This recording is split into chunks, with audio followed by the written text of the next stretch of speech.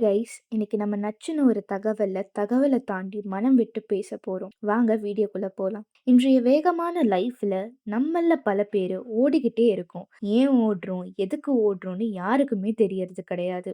நம்மளே கேள்வி கேட்கறதும் கிடையாது. அப்படியே கேள்வி கேட்டா சில பேர் வெற்றியை நோக்கி இல்ல லட்சியத்தை நோக்கி ஓடிக்கிட்டு இருக்கோம்னு சொல்லி அந்த பயணத்துல அவங்களே இழந்துடுறாங்க. இப்போ சொல்ல போனா இப்ப இருக்கிற லைஃப்ல எல்லாரும் கோ வித் த ஃப்ளோன்ற கான்செப்ட ஃபாலோ பண்ண ஆரம்பிச்சிடுறாங்க. ஏன்னா எது நிலையானதுன்னு யாருக்குமே தெரியல. அது ஒரு வகையில நல்லதுதான். ஆனா அதுவே வாழ்க்கை கிடையாது. அப்ப நம்ம என்ன பண்ணணும் அப்படின்னு சொல்ல போனா, உட்கார்ந்து நமக்குள்ளேயே மனம் விட்டு பேசும் பொழுது ஒரு அமைதியான ஒரு சூழ்நிலை ஏற்படும். நிம்மதியான தூக்கம் வரும்.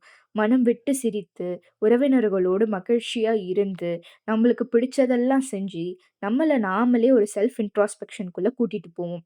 அப்போ அப்படி பண்ணும்பொழுது தான் எது நிம்மதி, எது உண்மையான நிம்மதின்றதே நம்மளுக்கு புரிய வரும். அது நாமளே புரிந்து கொள்வதற்கான ஒரு பயணம் தானே தவிர, ஆனா அது ஒரு முடிவு கிடையாது. இதுதான் "the things you can see only when you slow டவுன்ற" புக்ல சொல்றாங்க. லைஃப வேகமா ஓடும்போது நம்ம லைஃபோட உண்மையான விஷயங்கள பார்க்க தவறிடுறோம். அதனால என்ன பண்றோம்? நாம இழந்துடுறோம். எந்த வேலை செஞ்சாலும் அதுல ஒரு திருப்தி இருக்க மாட்டேங்குது. என்ன பண்றோன்ற ஒரு புரிதலும் இருக்க மாட்டேங்கின்றது.